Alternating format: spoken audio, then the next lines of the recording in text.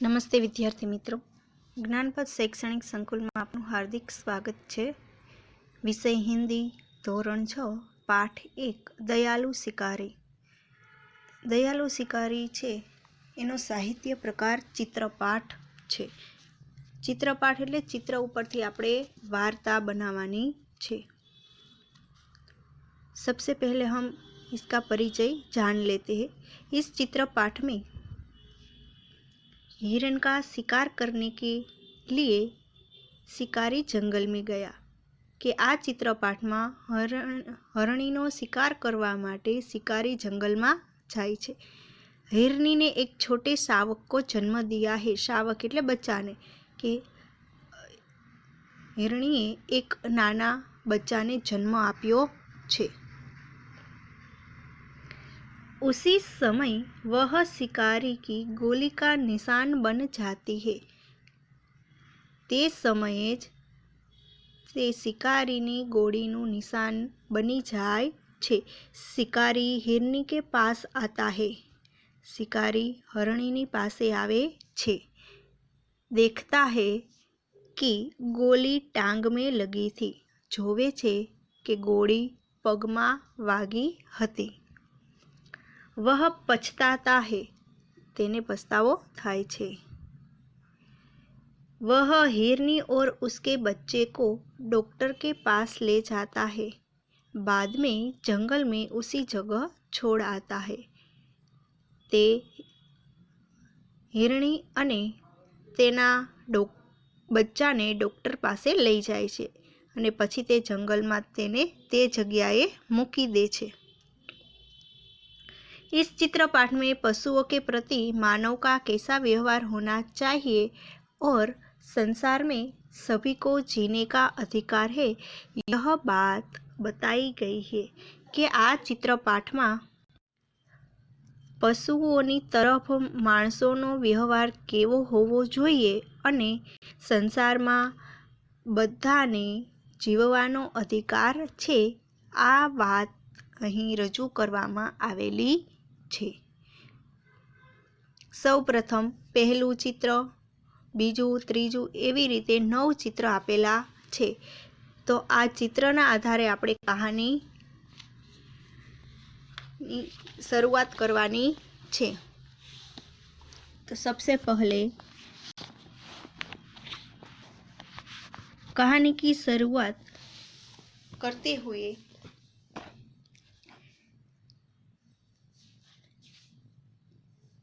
एक शिकारी था। एक दिन उसे हिरन का मांस खाने की इच्छा हुई। वह बंदूक लेकर जंगल की ओर चल पड़ा। जंगल में शिकारी ने एक मोटी ताजी हिरनी देखी। वह दूर से दौड़ती हुई उसकी तरफ ही आ रही थी। शिकारी एक पेड़ के पीछे छिप गया और हिरनी की ओर निशाना साधा। दौड़ती हुई हिरनी निशाने की सीध में आते ही शिकारी ने गोली छोड़ी। गोली की आवाज सुनकर जंगल के दूसरे हिरन इधर उधर भागने लगे। शिकारी हिरनी के पास गया। उसने देखा कि हिरनी ने एक छोटे शावक को जन्म दिया है। शिकारी की गोली हिरनी की टांग में लगी थी। हिरनी की आंखों में से आंसू बह रहे थे। यह दृश्य देखकर शिकारी का दिल भर आया। उसे बहुत पछतावा हुआ। जंगल से कुछ दूरी पर ही पशुओं के इलाज के लिए अस्पताल था। शिकारी हिरनी और उसके बच्चे को वहां ले गया। डॉक्टर ने हिरनी की टांग में लगी गोली निकाल दी और घाव पर मरहम लगा दिया। इलाज से हिरनी को आराम मिला। शिकारी हिरनी को बच्चे के साथ जंगल में छोड़ दिया। इस तरह दयालु शिकारी की कहानी है। अब हम गुजराती में भी जान लेते हैं। गुजराती में कहूँ तो એક શિકારી હતો. એક દિવસ તેણે હરણીનું માંસ ખાવાની ઈચ્છા થઈ. તે બંદૂક લઈને જંગલની તરફ નીકળી ગયો. જંગલમાં શિકારીને એક મોટી તાજી હરણી જોઈ. તેણે દૂર દોડતી જોઈ અને એને લાગ્યું કે આ હરણી છે એ તેની તરફ જ આવી રહી છે. શિકારીએ એક વૃક્ષની પાછળ સંતાઈ ગયો અને નિશાનો લગાવી દીધો. દોડતી હરણી નિશાનાની નજીક આવી ગઈ. નજીક આવવાની સાથે જ શિકારીએ તેના પર ગોળી ચલાવી દીધી. ગોળીનો અવાજ સાંભળીને જંગલના બીજા ઘણા બધા હરણાઓ, પશુ પક્ષીઓ આમ તેમ ભાગવા લાગ્યા. શિકારી હરણની પાસે જાય છે અને તેણે જોયું કે હરણીએ એક નાના બચ્ચાને જન્મ આપ્યો છે.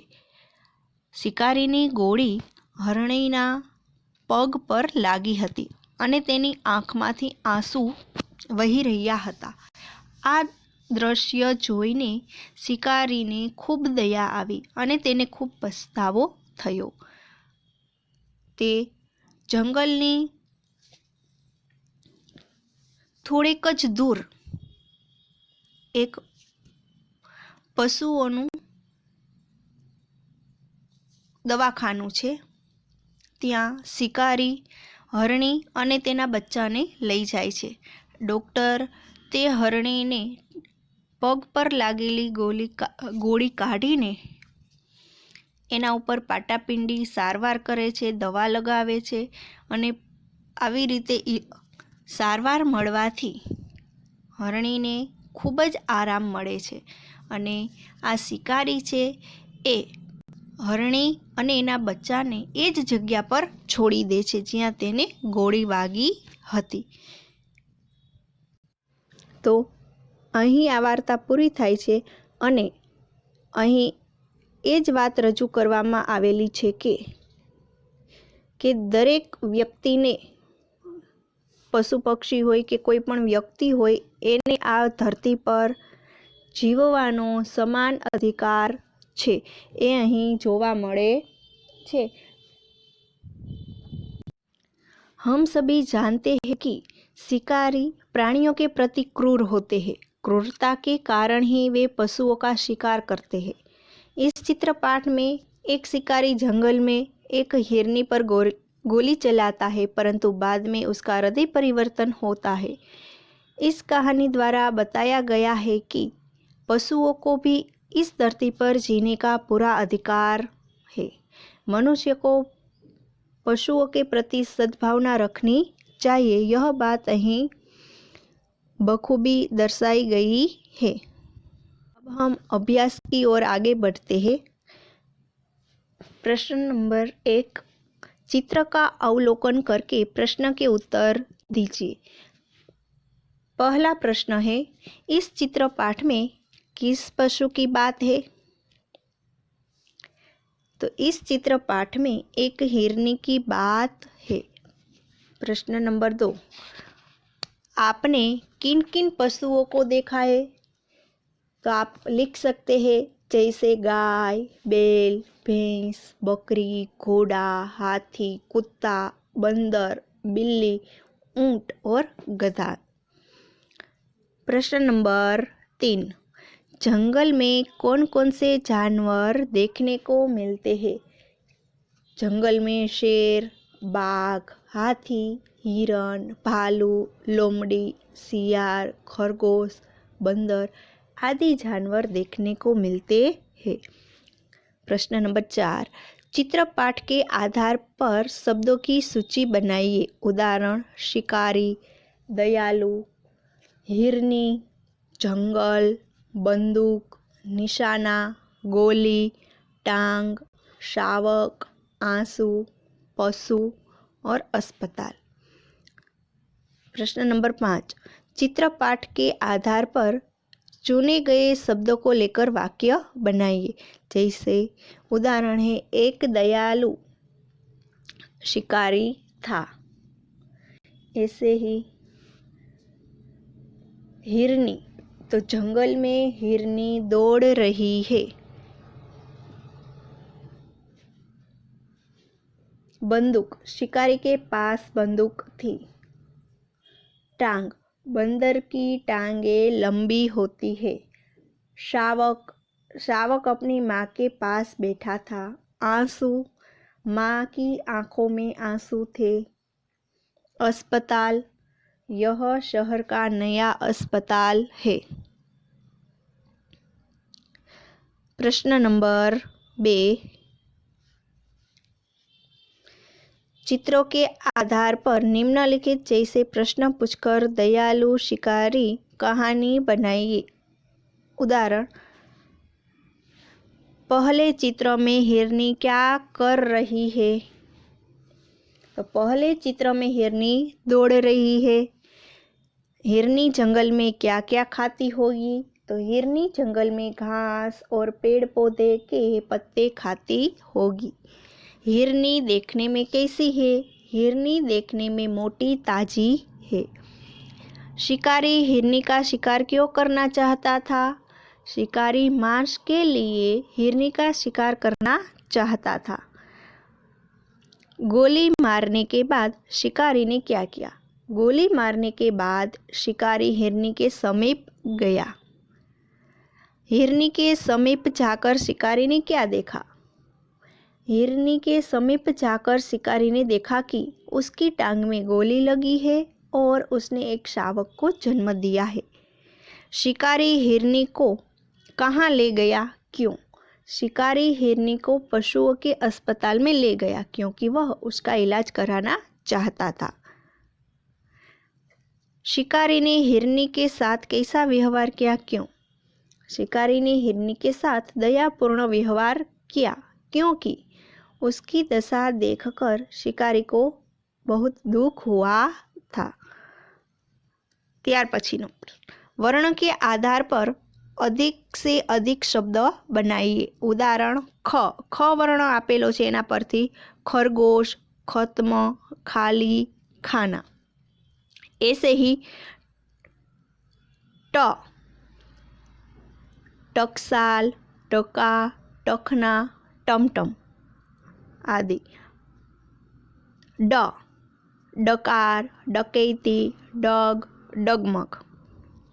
म, मकड़ी, मकर, मधुर, मक्षिका। पछी भ वर्ण से भगत, भगदड़, भगवा अने भगोड़ा।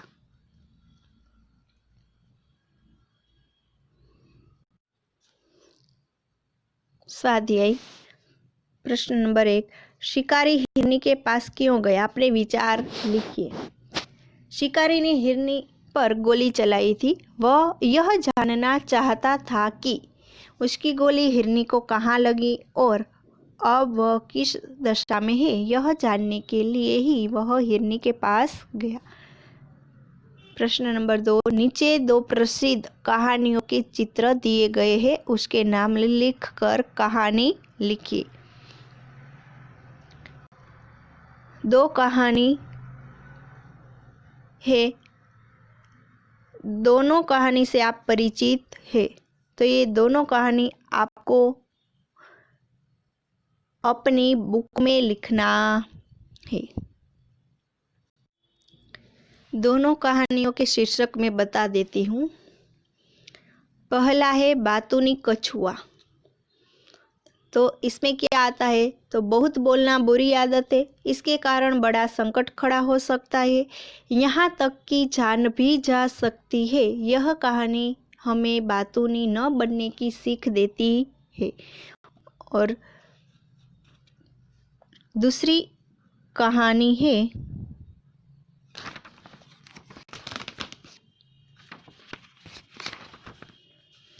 बुद्धिमानी कौवा। आपत्ति आने पर हमें धीरज से काम लेना चाहिए और बुद्धि का उपयोग करना चाहिए। इस चित्र पाठ में बुद्धिमानी से काम लेने वाला कौवा हमें यही सीख देता है। तो मैंने शीर्षक और सीख दोनों बता दी है। आपको होमवर्क में दोनों कहानी लिखनी है। फिर से बता रही हूँ, आपको ये दोनों कहानी अपनी बुक में, होमवर्क बुक में लिखनी है। तीसरा प्रश्न है, कौवा और लोमड़ी कहानी बनाकर लिखिए। तो ये कहानी मैं आपको बता रही हूँ, कौवा और लोमड़ी। कुछ लोग खुशामद के द्वारा दूसरों को मूर्ख बनाकर अपना स्वार्थ सिद्ध करने की चाल चलते। खुशामद એટલે खोटा वखाण। ऐसे लोगों से सावधान रहने की जरूरत होती है और उनके चंगुल में फंसना नहीं चाहिए। इस चित्र पाठ में एक चालाक लोमड़ी और कौवे की खुशामद करके उसे मूर्ख बनाकर उससे रोटी हड़प लेना चाहती है, लेकिन कौवा होशियारी से काम लेता है और लोमड़ी को अपना सा मुंह लेकर खाली हाथ चले जाना पड़ता है। अब हम कहानी की शुरुआत करते हैं। ध्यान से सुनिएगा। एक बार एक कौवे को एक रोटी मिली। वह रोटी लेकर उड़ता हुआ एक पेड़ की डाल पर जा बैठा। इतने में एक लोमड़ी पेड़ के नीचे आई। उसकी नज़र कौवे की रोटी पर पड़ी। उसके मुंह में पानी आ गया।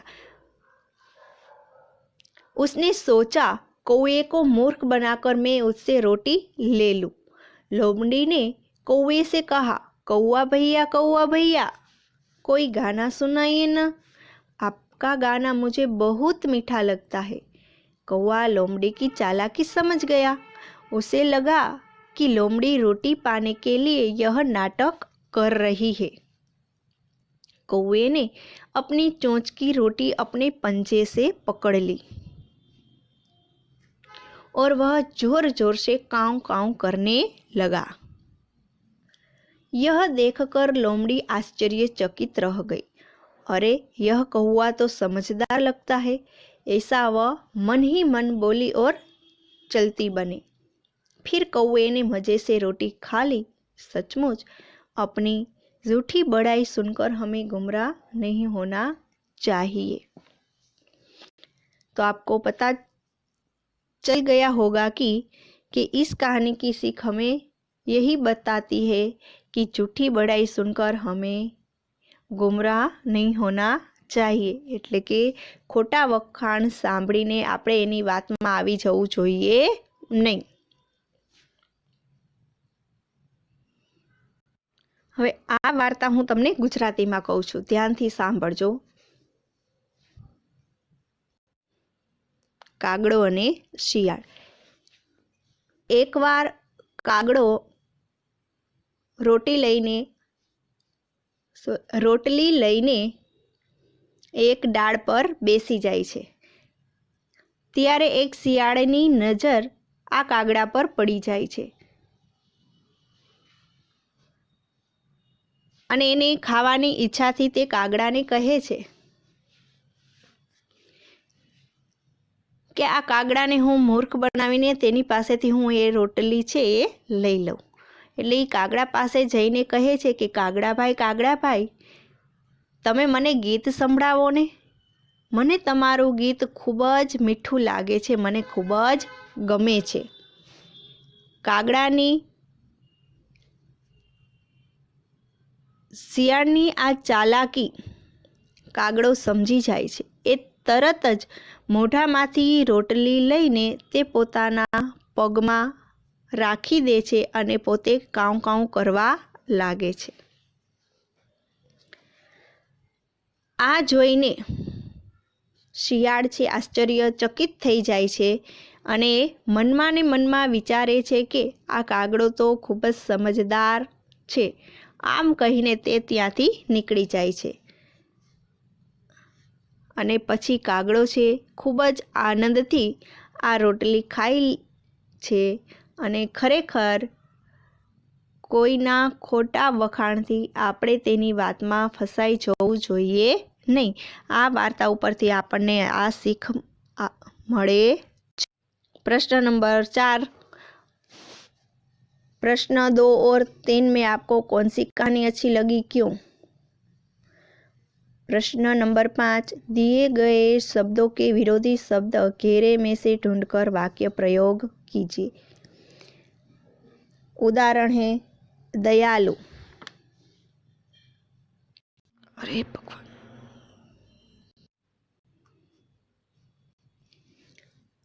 प्रश्न नंबर 4। प्रश्न नंबर 2 और 3 में आपको कौन सी कहानी अच्छी लगी, क्यों? आपको सोचना है। प्रश्न नंबर 5। नीचे दिए शब्दों के विरोधी शब्द घेरे में से ढूंढकर वाक्य प्रयोग कीजिए। जैसे दयालु का विरोधी निर्दयी, तो दयालु मनोज ने आहत चिड़िया को बचाया। शिकारी निर्दयी होते हैं। ऐसे ही दूसरे बहुत, बहुत का विरोधी थोड़ा, स्वस्थता का अस्वस्थ, खुश का नाखुश, जन्म का मरण, बुराई का भलाई। अब वाक्य देखते हैं। बहुत, तुम बहुत थक गए हो, अब थोड़ा आराम कर लो। स्वस्थ, आज मैं स्वस्थ हूँ, कल मैं अस्वस्थ था।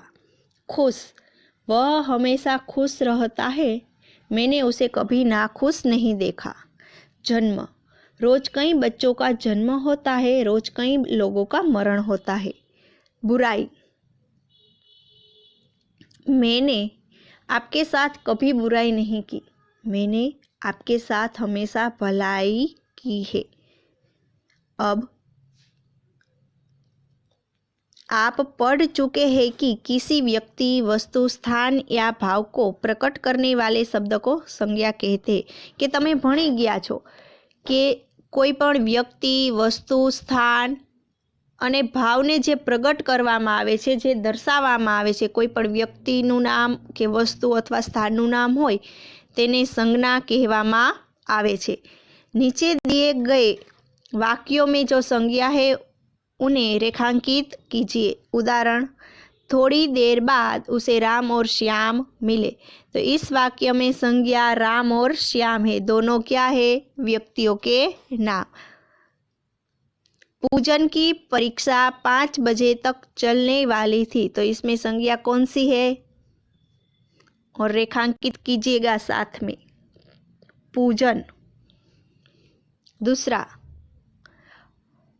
सब अंबाजी जा रहे थे, इसमें कौन सी संज्ञा है? अंबाजी, इसके नीचे रेखांकित कीजिएगा। तीसरा, गुलाब का फूल मुझे पसंद है, तो इसमें क्या होगा? गुलाब और फूल 2। हिमालय की चढ़ाई बहुत कठिन थी, तो इसमें हिमालय और चढ़ाई, इसमें भी 2। आज बिल्ली सारा दूध पी गई, तो बिल्ली और दूध।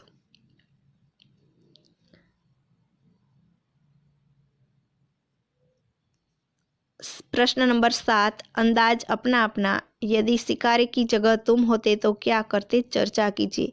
आपको सोचना है कि शिकारी की जगह तुम होते तो तुम क्या करते, आप क्या करते। तो होमवर्क मैंने पहले से बता दिया है, 2 कहानी लिखनी है। अहीं आ पाठ पूरो थाय छे। हवे आपणे मळशुं नेक्स्ट पीरियड में। अस्तु। जय हिंद। वंदे मातरम।